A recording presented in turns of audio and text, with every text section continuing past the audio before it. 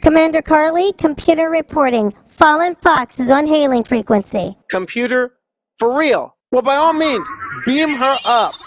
Energize.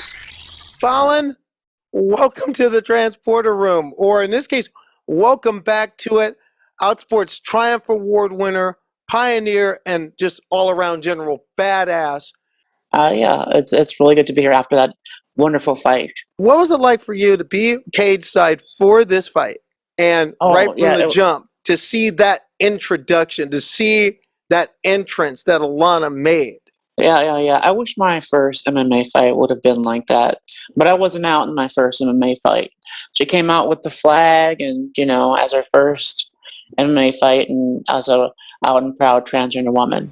That was a pretty amazing thing to see, and it was like history. I was sitting there watching history being made, and it was a very exciting time. And also the T-shirt, which, by the way, Alana, I want the where'd you get the T-shirt? I want one. Because if you want one of those T-shirts, all you have to do is go to darklight.com. It's spelled kind of weird, so all you gotta do is go to my social media pages, which is Twitter. Just type in my name on Twitter, Instagram, or Facebook, and you can find my fan page there, and it's posted there where you can find that amazing T-shirt. And in addition, we're going to also post that at both our all our social media presence for the transporter room. We have a Twitter, we have a Facebook, and we have an Instagram. So we're also going to post it there because I want that shirt. I think everybody should have one. But on to the fight itself. First off, early on, what did we see? What were we watching? Because Celine Provost went up. Apparently has the boxing skills, wanted to make it a stand-up boxing match. And early on, in Alana's own words, she was getting rocked early. Celine Provost is a very accomplished striker. So she's got a record. She's had two or three professional fights before this. That was, I believe, 4 or 5 years ago. And she took some time off and went to, I believe, did boxing and kickboxing, and sharpened her skills. And that was apparent when she came back, because, Alana kept coming straight through the center. And part of what Provost was doing was coming off to the side and hitting her with jabs sometimes. And that was, I think, messing up her game plan. And so things went a little bit different.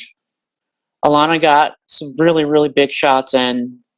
I mean, she seemed more relaxed and calmed down, and then she seemed to be her head got back into the game. I believe that's probably because she was getting rocked a little bit in the first round. She was able to get Provost to the ground and ended up submitting her with the rear naked choke.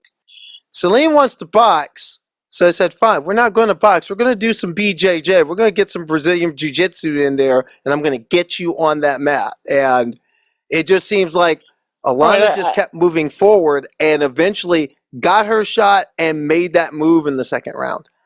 I believe Alana was saying that was going to be her game plan in the interviews before, was to get her on the ground or something like that. Or people were saying that should be her game plan. But Alana's got more ground technique, and I pretty much figured that was going to be the game plan, and wasn't surprised in the end when it was going in that direction.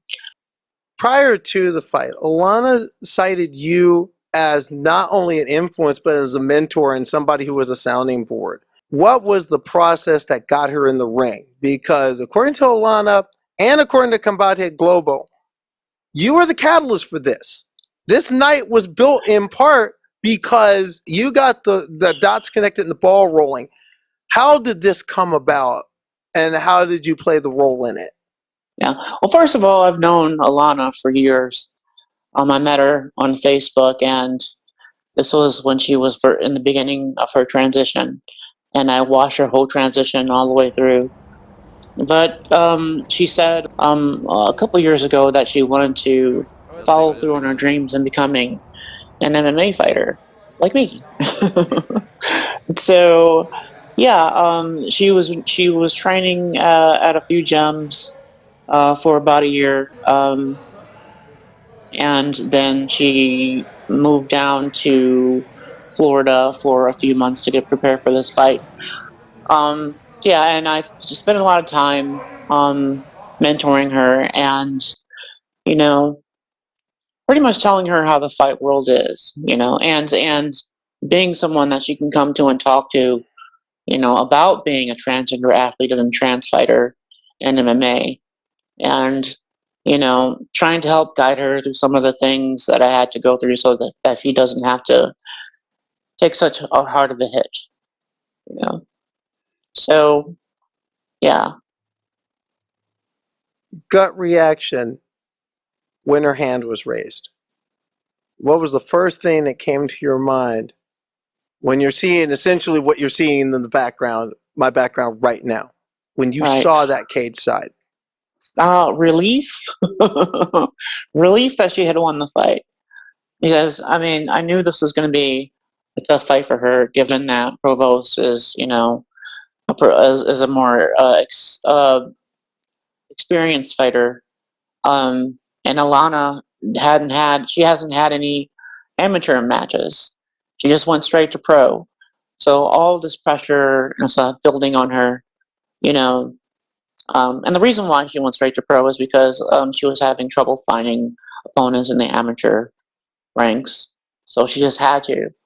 So I knew this was going to be a very tough fight, and I was just relieved that she ended up winning in the end, because it was tough. And Provost really came with it, and her experience really, really showed. Afterwards, it was worth it to have the ice cream after the fight. Oh, it was. Oh, it was. I'm pretty sure she feels it was worth it to have the ice cream after the fight. That was something we were looking forward to. For yourself, how important do you feel it was for her and for you that you were there, that you saw this unfold? I think it was important for me to see, because it's like, I felt like it was kind of like the passing of the torch, you know, and I kind of want to be there, in person to deliver that. Yeah, I'm sure it was important for me to be there. I don't want to speak for her, but I'm sure she was. It was important for me to be there, um, because I feel that she does look up to me. So. Well, I think that she's not alone in that category. Many of us, especially those of us who play sports and enjoy being active, we do look up to you. I know I do. And Alana said so in my interview with her. This step right now, like right now, I'm following in the footsteps of Fallon. Like, once again, a black woman led the way. Fallon took that first step. She was the first trans MMA fighter. And now I'm following in her footsteps. I'm not the pioneer here. I'm not the tip of the spear. I'm just another step along the way. But one thing, it seems like your moxie rubbed off on her, because when all the guff came on social media after the fight, Alana definitely handled it, including a certain Jake Shields, who she just basically snatched his edges up. Oh yeah. Have you seen the comments section on that thread? Oh, Oh my gosh. oh, Oh, people were giving him the business okay, I because think of that's the an understatement. yeah, because of the juxtaposition of the photo of her pre-transition and after transition. Um, really wild stuff, because as when you sit there and you look at the photo, you can tell that she's smaller. You can tell the fat displacement on her body. You can just tell that she's a totally different person than she was before. So I don't know what the point of that, even bringing that up, was, other than to self-own. But at another level, do you still kind of shake your head and say I mean, she has gone through a similar vitriol to what you've gone through, and especially at Outsports, we've categorized the continuing lies about you at length. But also, does it kind of give you hope to see that there's also the counter surge that is pushing back on this, that's pushing back on all the negativity and all the noise, and all these supporters more and more are coming out and saying, no, we support her, that's one of us, and you're not messing with us. Yeah, I think I'm liking how things are going today versus how things went when I came out. Like, I had some support, but it seems like today with Alana, there's more support with her than there was with me when I first came out. I think that's progress. I think that's going to continue, and I think that it's not just Alana and time; it's all of the other transgender athletes that have come out there, the ones who were like Lauren Hubbard, and all of the other athletes who are at the Olympics, and all the trans kids doing sports. Like all of this is like there's a lot more of us than there was yesterday, and it's starting to garner a lot of support, I think. Shifting a little bit of gears to you real quick. What have you been up to? Because I know for starters, there's the movie of your life, the biopic project. What is the status on that right now? Yeah, they're working on the project. I can't say too much about it. Just that, working on the project, working on scripting and a lot of other things. But I would suspect that. I would suspect. I don't know for sure. I would suspect that would come out in a few years or so, or within that time frame.